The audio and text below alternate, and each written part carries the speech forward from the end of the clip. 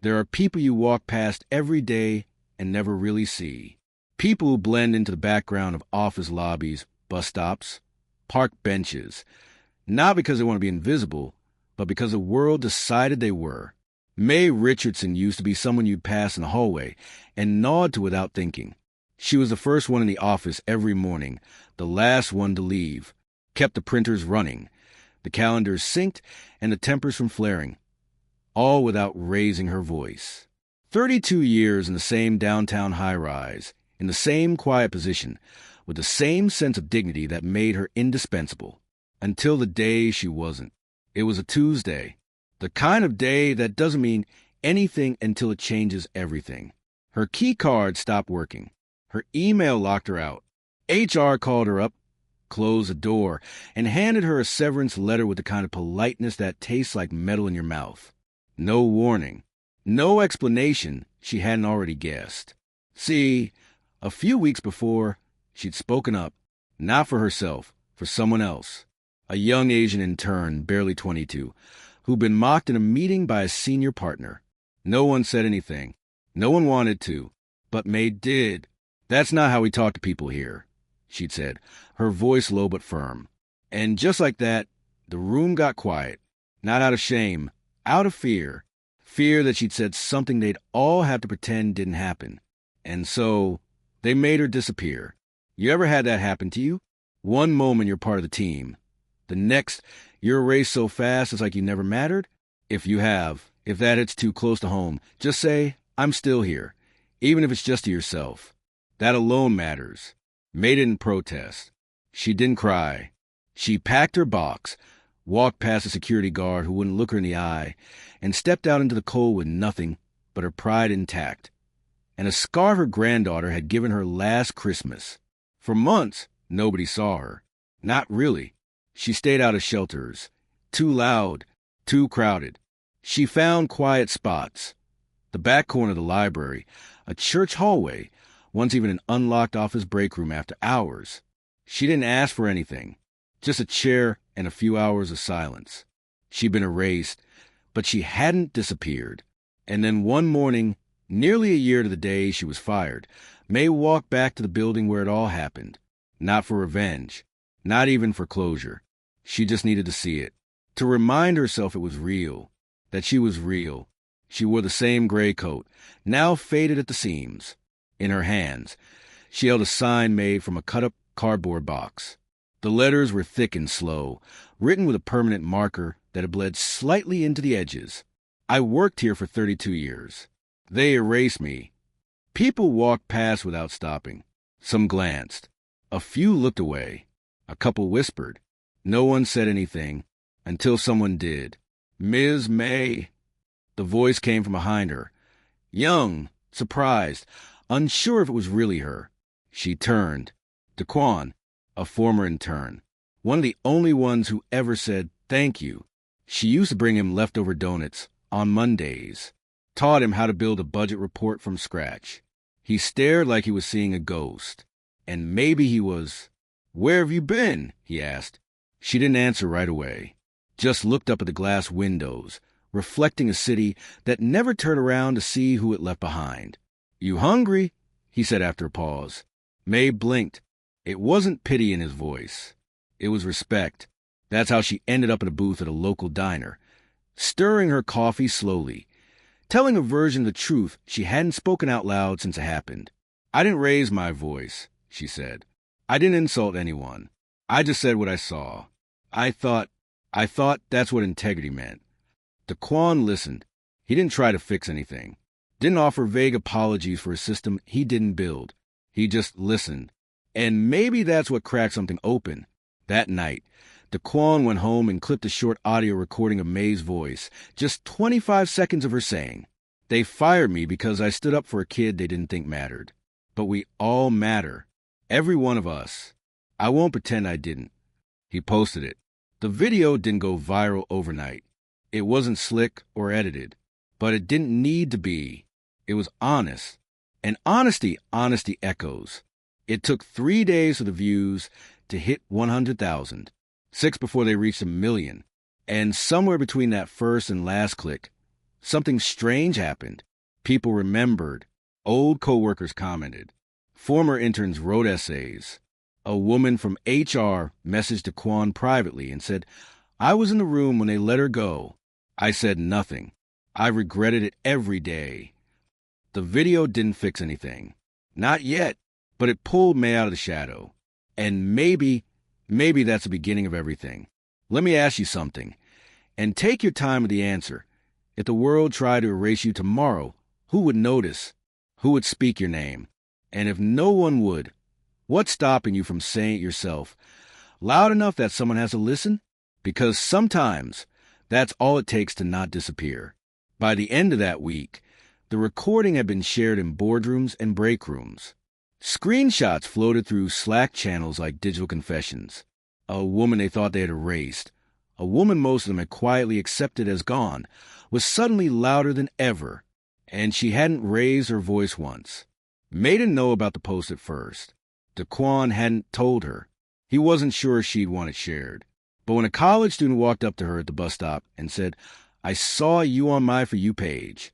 You're the lady who stood up," she just nodded once and said, "I suppose I am." It wasn't fame she felt.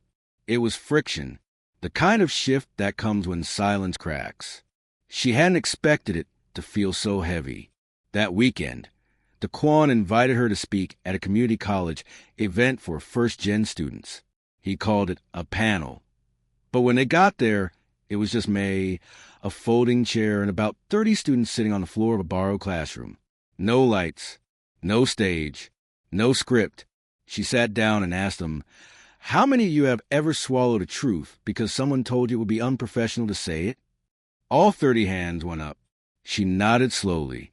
Then she told them the whole story, not the version edited for politeness, but the real one, about the jokes that were never funny, the meetings that felt more like warnings, the senior executives who used diversity like a password, not a principle, about how she tried to speak once, twice, and then realized the price of being heard was being shut out. "I didn't get fired for being loud," she said. "I got fired for not staying quiet." A pause. Then someone asked, "Do you regret it?" And May said, "Every day I stayed silent, I regret more than the day I didn't." It wasn't a punchline. It wasn't inspiring. It was just the truth. And the truth, it sits with people. It doesn't leave when the event is over. Later that night, Daquan drove her home. The car was quiet. Halfway through the ride, he finally said, "It's bigger than you now. They're listening." May didn't look at him. Just said, "I didn't do it for them to listen." Then who? For the ones who stopped talking. She didn't elaborate. She didn't have to. By Monday morning, a local news station asked to feature her. She declined, politely, firmly.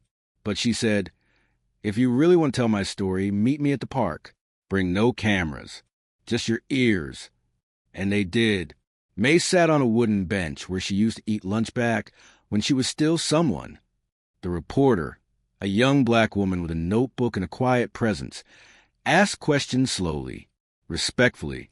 May answered with the clarity of someone who no longer had anything to lose. "They don't fire you because you break rules," she said. "They fire you because you remind them the rules aren't real." That quote made it into print.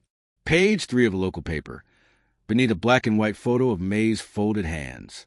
The headline read, "She spoke once, and they tried to make her disappear." Within days, former colleagues began to reach out. Some apologized. Some confessed. Some just said, "I remember you." One email stood out. It was from a woman in HR. It said, "I was told to process your termination without asking questions. I should have asked. I'm sorry. If you ever want your personnel file, I still have access." May didn't reply. She didn't need her file. She knew who she was. But what she did need was to remind the others, the ones still inside the building, still playing by the unspoken rules, still waiting for permission to be real.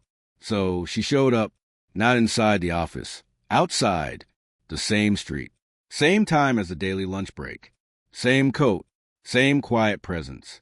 But this time, she wasn't alone. Daquan printed flyers. Others brought folding chairs. A group of young organizers posted online, "Lunch with May. Come hear what truth sounds like when it's not being filtered." No protest signs. No bullhorns. Just a woman with a calm voice and a steel spine, telling a crowd what silence really costs. The first week, there were 10 people. The second, 30. By the third week, the security guard were told to keep an eye on the gathering. May greeted them like old friends. She even brought them water bottles. "I know it's just your job," she said, "but I'd hate for you to miss the good part." At one point, a man from her old floor walked out during the gathering. He kept his distance, listened from across the street. May saw him, pause, and said, without turning, to the one still watching from the windows, "You don't have to jump, but you do have to choose." The crowd went still. You ever been in a moment like that, where the air shifts and you know something just cracked open, even if it didn't make a sound? That's what it felt like. If you have, you know how rare that is. So let me ask you gently, when was the last time you told the truth and didn't apologize for it? And if it's been too long, maybe now's a good time to start again. May didn't lead a revolution. She didn't go viral on purpose. But what she did, by simply showing up again and again, was enough to pull others out of hiding. Because the truth doesn't die. It just waits for someone like May to carry it back into the daylight. There's something unnerving about a person who refuses to be erased, not by screaming, not by breaking things, but simply by staying calm, constant, like weather that never changes. By the fourth week of Lunch with May, the crowd had outgrown the little plaza in front of the building. People brought their own folding chairs, their co-workers, their questions. Students from local colleges came with notebooks, taking quotes like they were studying a living text. Community organizers asked May to headline panels, town halls, public forums. She always answered the same: "If you're just looking for outrage, find someone else. If you want to build something that outlasts me, I'll show up." That was May, never giving them what they expected, always giving them more than they deserved.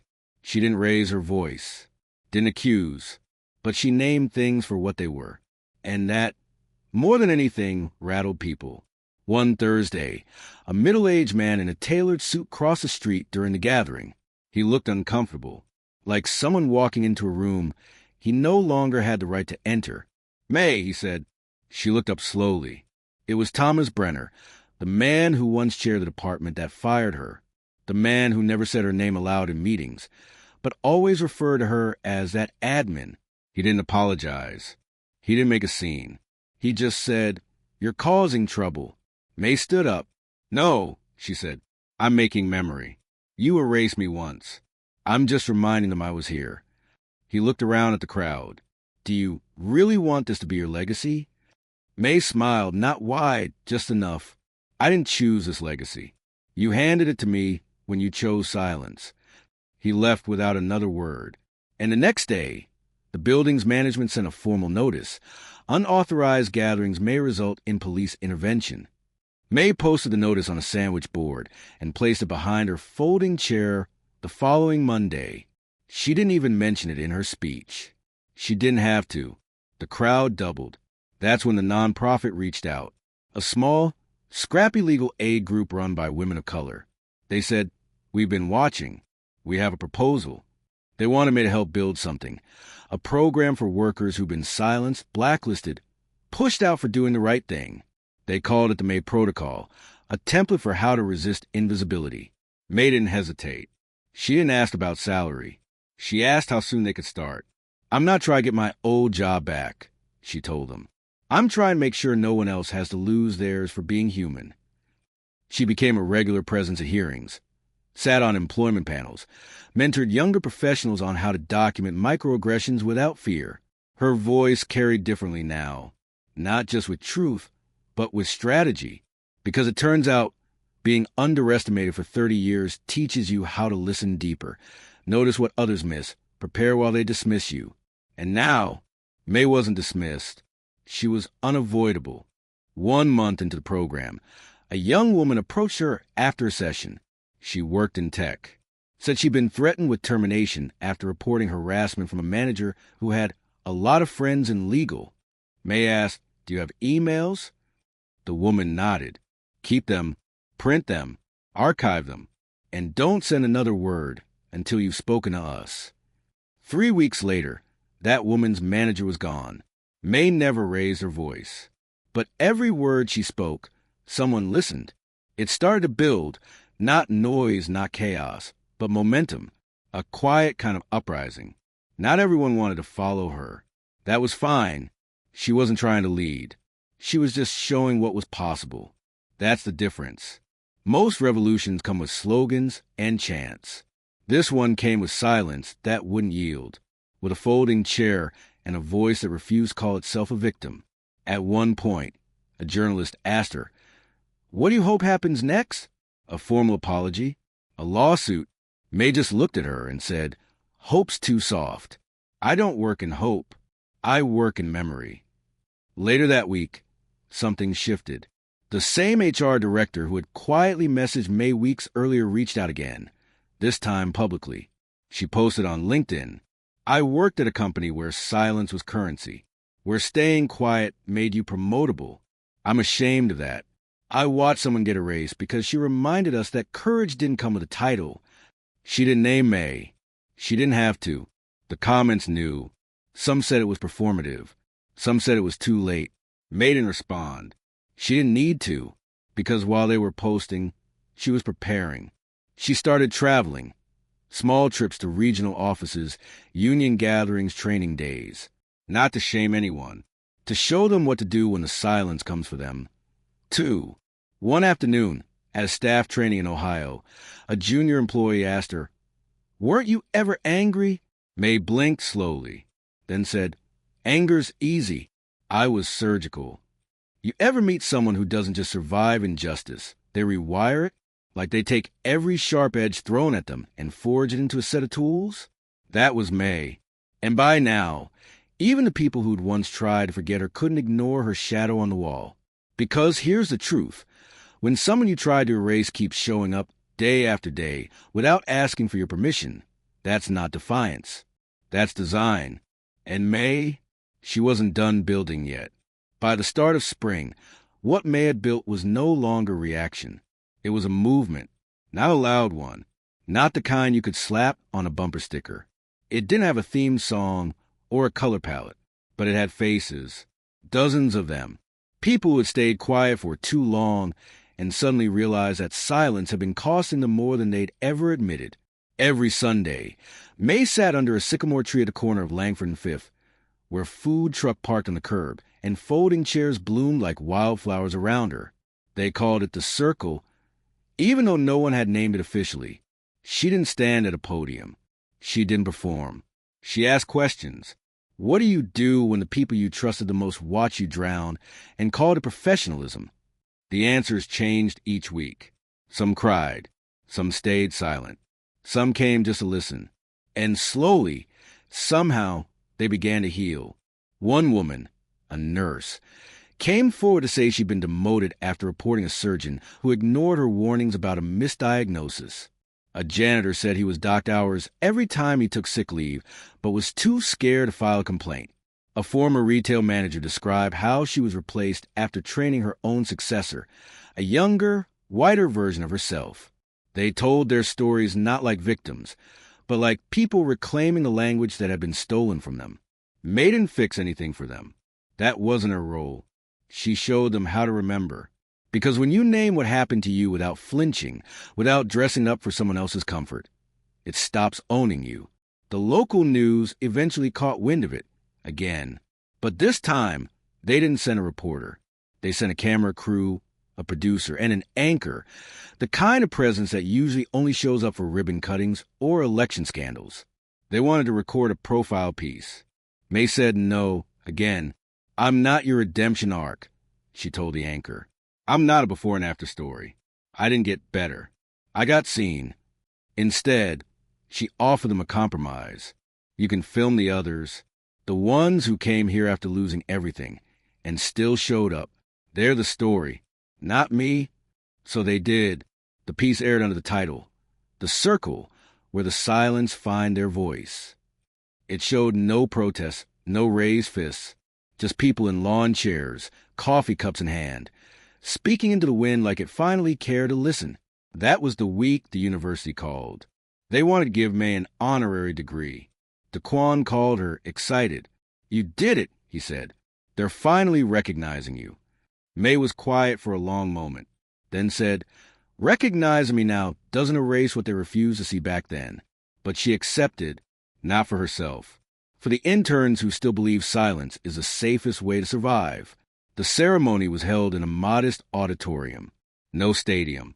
No fireworks. Just a sea of caps and gowns, a lectern, and an audience who already knew her name. When May took the stage, she didn't bring notes. She brought memory. "I am not here because I fought harder than others," she said. "I am here because I was lucky enough to outlast the people who tried to forget me." She looked out at the students. "And if they try to forget you, speak anyway." The applause was slow at first, respectful, but it grew, not because of what she said, but because of who she refused to stop being. After the ceremony, a young woman came up to her in tears, said she'd almost dropped out after being told she wasn't a good fit for leadership roles. May looked her in the eye and said, "You don't have to fit a room you were never supposed to shrink into. Build your own." You ever witness someone become larger than the story that hurt them? Not in a dramatic way, not by breaking down their enemy, but simply by stepping into a version of themselves that no one else ever imagined? That was May. By summer, the circle expanded, not in size, in impact. A group of attendees started offering peer counseling. Others built a mentorship pipeline for workers returning after wrongful termination. A small foundation, funded anonymously, began covering legal costs for select discrimination cases.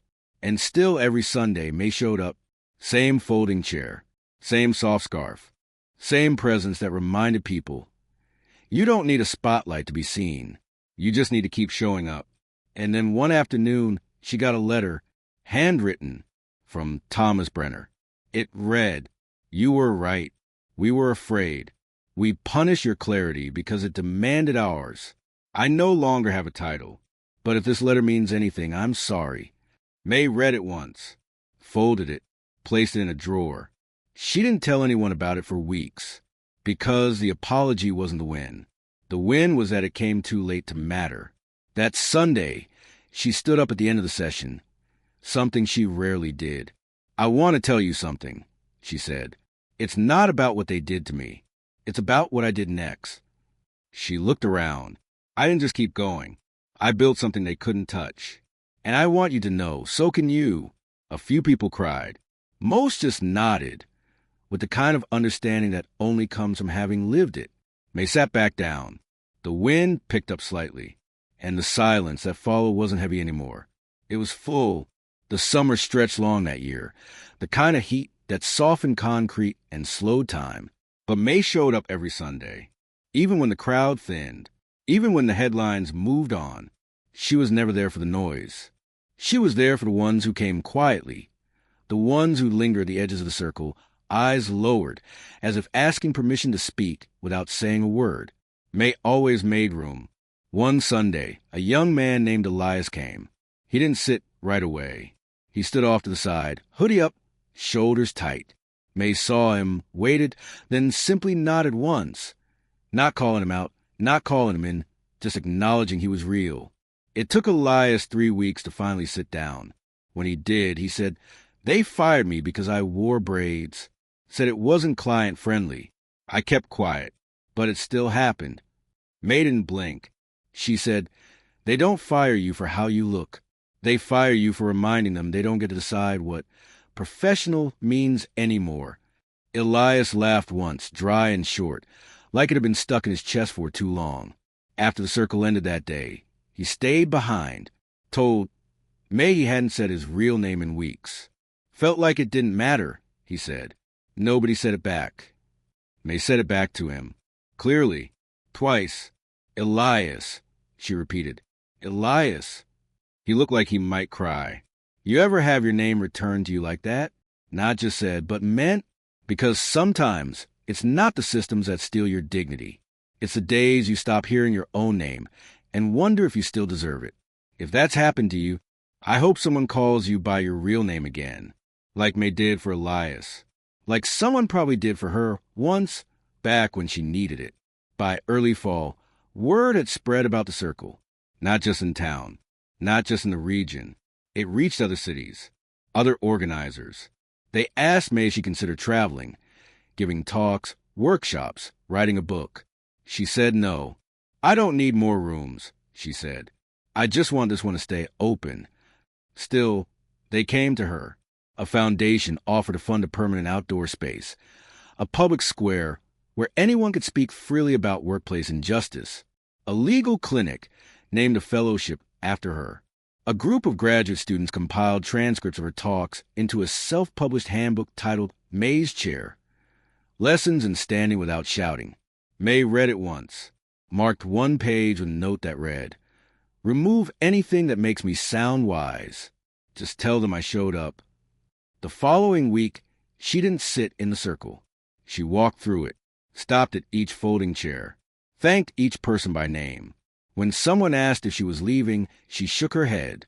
I'm just not the only one holding this anymore. She wasn't. Daquan had taken over the coordination. A nurse named Lila handled the community response desk. Elias started a support group for queer professionals facing quiet discrimination. A dozen others built networks and coalitions May had once only dreamed of. And that's what legacy actually looks like. Not a statue, not a plaque, but a room that stays open after you leave. That October, Daquan invited May to speak at a high school assembly. She hesitated. They're too young, she said. They don't want to hear about jobs and firing and all that. They want to hear how not to disappear, Daquan said. So she went. The auditorium was hot. The lights were harsh. She wore her scarf anyway. She didn't tell them what happened to her. She asked them questions. What would you do if someone told you not to speak? What would you lose if you never tried? Who do you become if you let the world define your worth by a badge, a title, a paycheck? The students were quiet. Some looked down. Some looked up. All of them listened. After the talk, a girl with green braids and chipped nail polish ran up to her, said she'd been told she was too much, too loud, too bold, too proud, that maybe she'd be better off toning it down. May said, what they call too much is usually what scares them. Keep being a little too much. The girl nodded, didn't say anything else. But the next week, she started a student group called the Unquiet. May didn't take credit. She never did. But she showed up to their first meeting, sat in the back, took notes, smiled. By winter, the circle had weatherproof benches, an awning, a heater someone donated. May still came, though she needed a cane now, still wore the same scarf, still carried the same presence, a quiet defiance that no longer needed to be explained. And then one Sunday in January, she didn't come. It wasn't a crisis. She was fine, but the circle went on without her. Lila opened with a question. Elias closed with a call for reflection. A newcomer brought donuts. No one panicked, because May had already done the hardest part. She made herself visible, and stayed visible long enough for others to remember how to see themselves. That night, Daquan texted her, "You missed a good one." She replied, "I was there, just didn't need the chair this time." Sometimes legacy looks like a monument. Sometimes it looks like people learning to sit down together without asking permission. May's name never made headlines again. But in that park, her name became a space, a place. And that's what power really is, not being the center, but being the ground others can stand on. If you're listening to this now, and you ever felt like the world passed you by, like it skipped your name in the roll call, cut you from the list, box you out of your own story, let me say this clearly. You're not invisible. You never were. And if you need someone to remind you, sit down in the chair, speak your name, and don't leave until they remember it. May didn't. And because of that, no one ever forgot again. You just listened to the story of May Richardson, a woman who was never loud, never violent, and never invited a fight. Yet somehow, she won one of the quietest wars a person could be forced to fight, the war against erasure. Her story is not about triumph over others. It's about recognition. The kind that doesn't come from applause or approval, but from standing long enough in the light for others to remember how to look. At the Story Atelier, we believe stories like May's are not rare, just rarely heard. We tell them not because they are extraordinary, but because they are deeply human, and because someone somewhere may be sitting in silence right now, wondering if their voice is too small, their pain too quiet, or their truth too inconvenient to matter. If that's you, we hope this story reminded you otherwise, because memory is a form of resistance, and presence, the choice to stay, to speak, to be seen, is power. If this episode moved you, take a moment. Share it, not to help us grow, but to help someone else feel less alone in their silence. And if you're carrying a story that hasn't been told yet, know this: your voice doesn't need to be loud echo. It just needs to be honest. This is the Story Atelier, where silence ends and story begins.